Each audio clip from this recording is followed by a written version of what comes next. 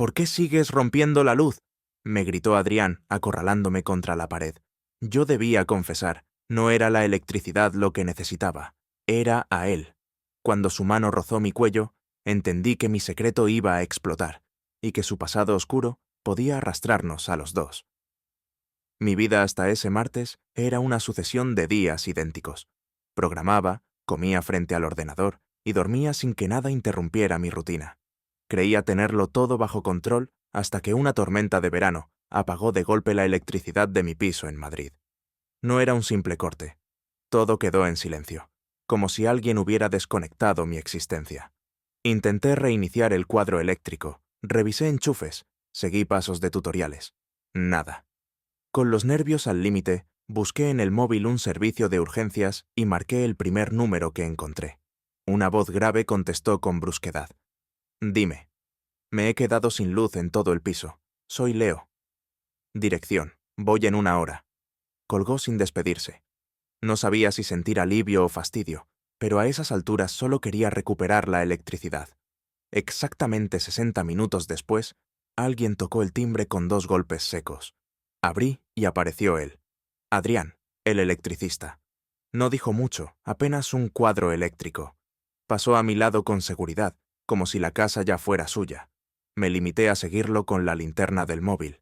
Se agachó y empezó a trabajar con movimientos firmes. No hablaba, no me pedía nada. Solo el sonido de las herramientas llenaba el pasillo. En menos de 15 minutos, las luces parpadearon y volvieron a encenderse. El murmullo de la nevera y el router devolvieron a mi vida cierta normalidad. Un diferencial quemado, explicó seco. Tu instalación es vieja. Si no la cambias, tendrás más problemas. Me dio la cifra. Pagué en efectivo. Cuando me devolvió el cambio, sus dedos rozaron los míos. Fue apenas un segundo, pero sentí una descarga que no tenía nada que ver con cables ni fusibles. Si vuelve a pasar, no toques nada. Llama. Y ya en la puerta. Adrián. Ese fue todo su saludo. Se marchó y me quedé apoyado contra la puerta con el corazón acelerado. El nombre resonaba en mi cabeza como un código que no podía borrar. Los días siguientes, el recuerdo me perseguía. Pensaba en su voz, en su manera de moverse, en esa pulsera de cuero gastado que llevaba en la muñeca. Era absurdo. Yo, un tipo lógico, obsesionado con un electricista que apenas me había mirado. Pero la atracción era imposible de negar. El viernes, la necesidad pudo más que la razón. En la cocina, observé una regleta cargada con microondas, tostadora y cafetera. Bastó una chispa provocada con un tenedor para dejar ese sector a oscuras. El olor a plástico quemado llenó el aire. Mi plan era arriesgado, incluso ridículo, pero era la única forma de volver a llamarlo. Adrián, soy Leo, el del otro día, dije al teléfono. Sí, me acuerdo. ¿Qué pasa ahora? La cocina. Olía a quemado y se fue la luz. Suspiró con un cansancio que casi me hizo desistir. Voy, pero te costará el doble. Es viernes por la tarde. No hay problema. 1 hora después volvió a estar frente a mi puerta. Su mirada seguía siendo dura, pero había algo diferente, como si empezara a reconocerme. Revisó los enchufes, el cuadro eléctrico, mis excusas improvisadas. Finalmente dictaminó que había sido la regleta. Me lanzó una mirada incrédula, pero no insistió. Cuando terminó, le ofrecí agua. Dudó y al final aceptó. Bebió de un trago y me devolvió el vaso sin una palabra. La tensión en el aire era insoportable. Yo quería retenerlo. Él parecía dispuesto a marcharse en cualquier momento. La luz del salón parpadea desde lo del otro día, improvisé. Adrián me observó en silencio. No sé si me creyó, pero sacó herramientas y revisó el interruptor. Subido a una silla, murmuraba con frustración mientras yo lo miraba como si mi vida dependiera de ello. No encontró nada extraño. Quizá la bombilla. Me miró directo a los ojos. ¿Seguro que parpadea? Puede que lo imaginara, respondí, sintiéndome descubierto. Por un instante, sus labios esbozaron una sombra de sonrisa.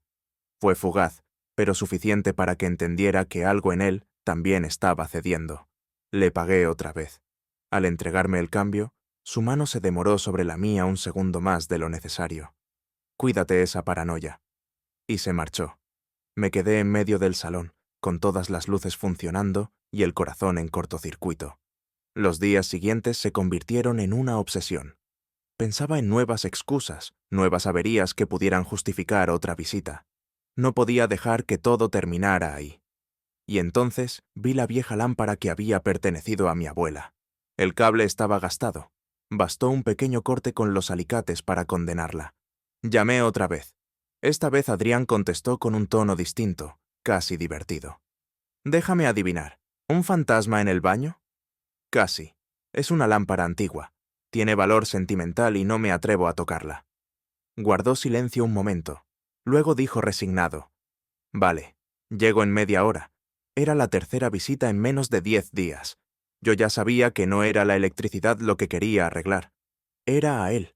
Adrián llegó puntual, con la misma seriedad de siempre, aunque esta vez su tono no era hostil. Revisó la lámpara con calma, deslizando los dedos por el cable desgastado. Esto no sirve, hay que cambiarlo entero, dijo sin rodeos. ¿Puedes hacerlo? Pregunté con una ansiedad que intenté disimular. Sí, pero necesito un tipo de cable que no tengo aquí. Iré al almacén. Tardaré. No importa, te espero. Se marchó y yo aproveché el tiempo para preparar café.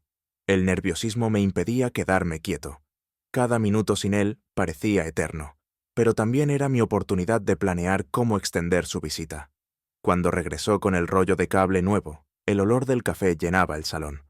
«Huele bien», comentó al entrar, dejando sus herramientas en el suelo. «He hecho café. ¿Quieres una taza?» Dudó, como siempre antes de aceptar cualquier gesto, pero al final asintió. Se sentó frente a la lámpara y comenzó a trabajar. Yo lo observaba desde el sofá, fingiendo leer un libro. Sus manos se movían con precisión, cortando, pelando, uniendo conexiones. Cada movimiento parecía una coreografía ensayada 1000 veces. «¿Y tú a qué te dedicas?», preguntó sin levantar la vista. «Programador. Paso los días frente a la pantalla. O sea, tu mundo es intangible. El mío es lo contrario. Si no lo toco, no existe». Me sorprendió su reflexión. Hasta ese momento apenas había compartido nada personal. Tomó un sorbo de café y continuó. «La electricidad es lógica. Si entiendes cómo funciona, puedes repararla. Las personas son más complicadas». Esa frase quedó suspendida en el aire. Lo miré con atención. Era la primera vez que le escuchaba hablar con un dejo de tristeza. «Tienes razón», respondí en voz baja. Terminó de reparar la lámpara, la enchufó y la luz se encendió con suavidad. «Ya está, más segura que antes». «Gracias, de verdad». Cuando le dije que podía pagarle por transferencia, me dio su número personal. Ese gesto cambió algo en mí. Dejábamos de ser solo cliente y profesional. Al guardar su contacto, noté que me observaba. No había hostilidad en su mirada, sino un silencio expectante. «Gracias por el café», dijo finalmente. «Gracias a ti por salvar la lámpara». Sonrió por primera vez de manera clara, y esa simple sonrisa me hizo sentir que todo el esfuerzo había valido la pena. Pero la calma duró poco. Sabía que la lámpara era mi última excusa. No podía seguir inventando averías sin levantar sospechas. El miedo a perderlo me carcomía. Esa noche casi no dormí. La idea de que no volvería a verlo me resultaba insoportable. Al amanecer, mi mirada se posó en el cuadro eléctrico, la fuente de todos mis problemas y de todas mis oportunidades. Decidí dar el paso más arriesgado. Pasé horas investigando en foros cómo provocar un fallo real sin incendiar el piso. No buscaba arreglar nada, sino crear la avería perfecta. El sacrificio fue un viejo secador de pelo. Con un par de trucos improvisados, conseguí sobrecargar el sistema hasta quemar el interruptor general.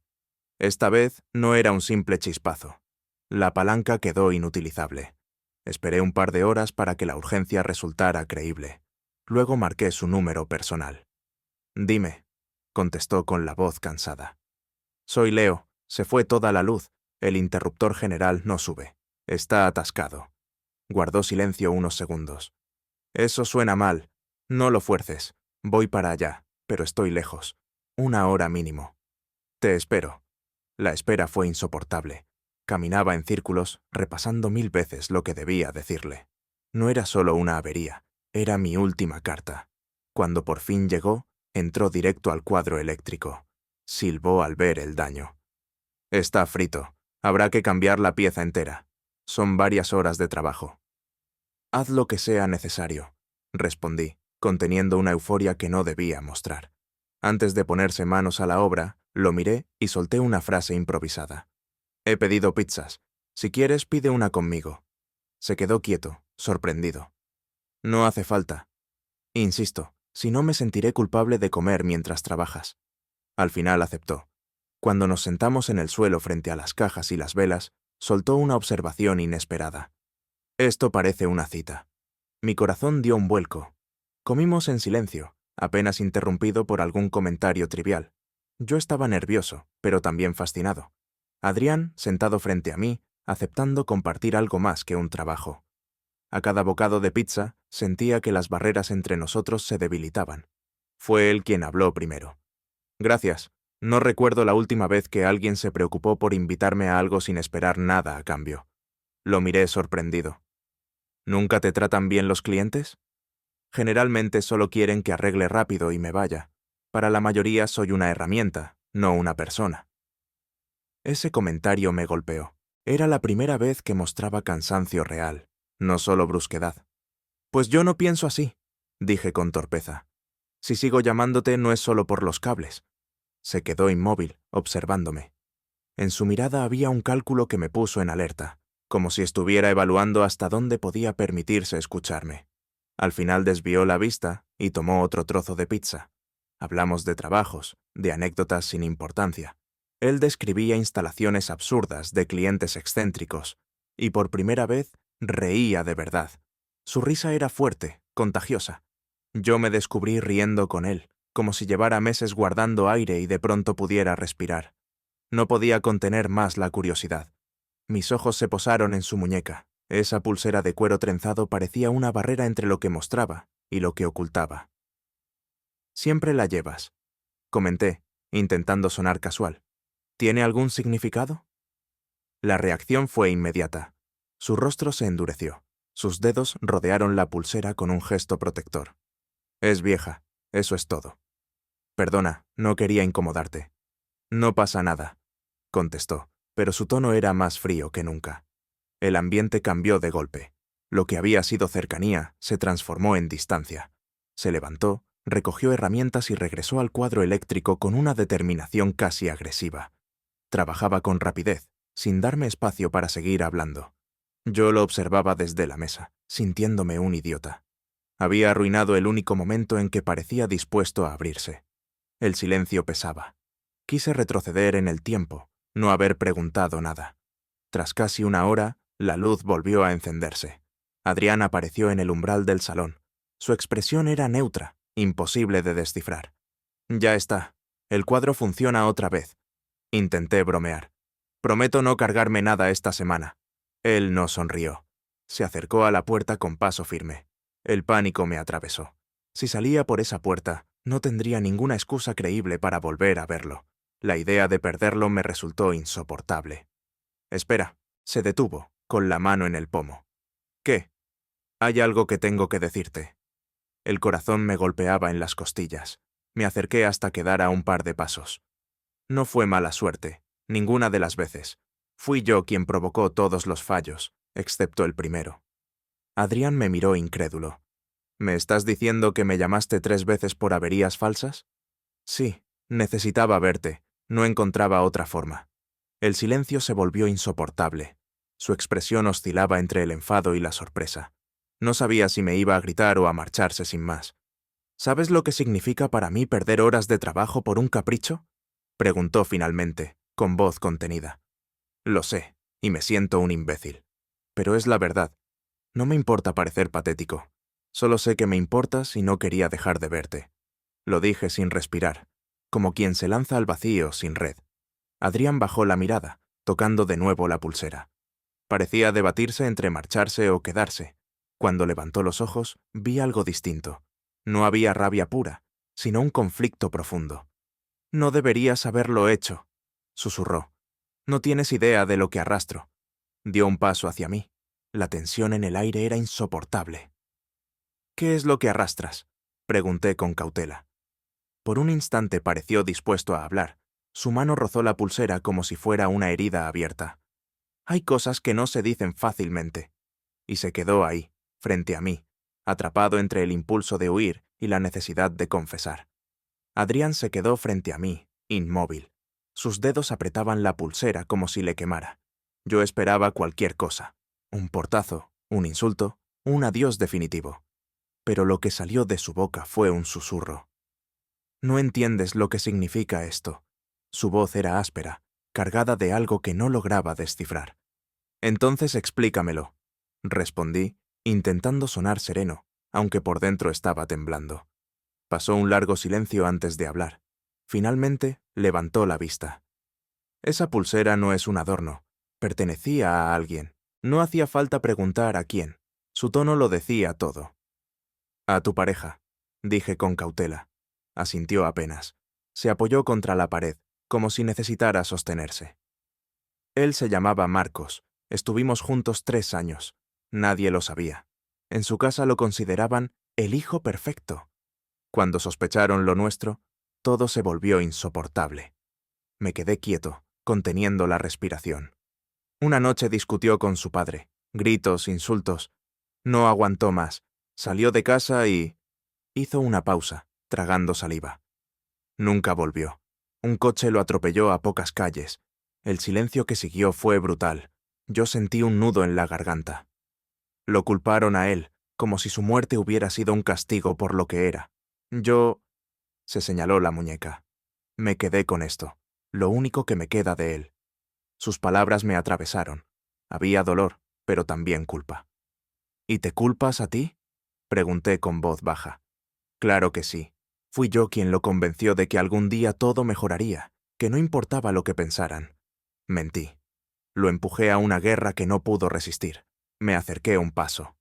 No fue tu culpa. La culpa fue del rechazo, de la violencia de quienes nunca aceptaron que él merecía vivir en paz. Adrián negó con la cabeza. Eso no cambia el hecho de que lo perdí. Desde entonces aprendí que lo mejor es no dejar que nadie se acerque demasiado. Su confesión pesaba como una losa, pero al mismo tiempo era la primera vez que me dejaba entrar en su mundo. ¿Y por eso siempre estás a la defensiva? Pregunté. Por eso y porque la gente no cambia. Creen que cambian, pero tarde o temprano vuelven a señalarte, a juzgarte. Sentí rabia e impotencia. Yo también sé lo que es que te juzguen. En mi familia nadie habla de mi vida personal, como si no existiera. Vivo rodeado de silencios. Y sí, duele. Pero no pienso esconderme. Adrián me miró fijamente. Había en sus ojos un choque de emociones. Miedo, incredulidad, tal vez una chispa de esperanza.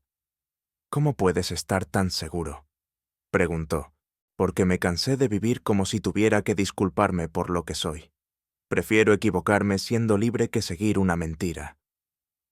El ambiente se volvió insoportable, cargado de verdades desnudas. Adrián respiró hondo, como si cada palabra fuera un esfuerzo. No sé si puedo hacerlo otra vez. No sé si tengo fuerzas para empezar algo. No te estoy pidiendo una promesa, contesté. Solo quiero que entiendas que aquí, conmigo, no tienes que fingir. La tensión era tan intensa que cualquier movimiento podía romperla. Adrián cerró los ojos un segundo y luego los abrió con determinación. No sabes en qué te estás metiendo. Tal vez, pero quiero intentarlo. Se acercó un paso. Estábamos a centímetros. Yo no moví un músculo, esperando que fuera él quien decidiera.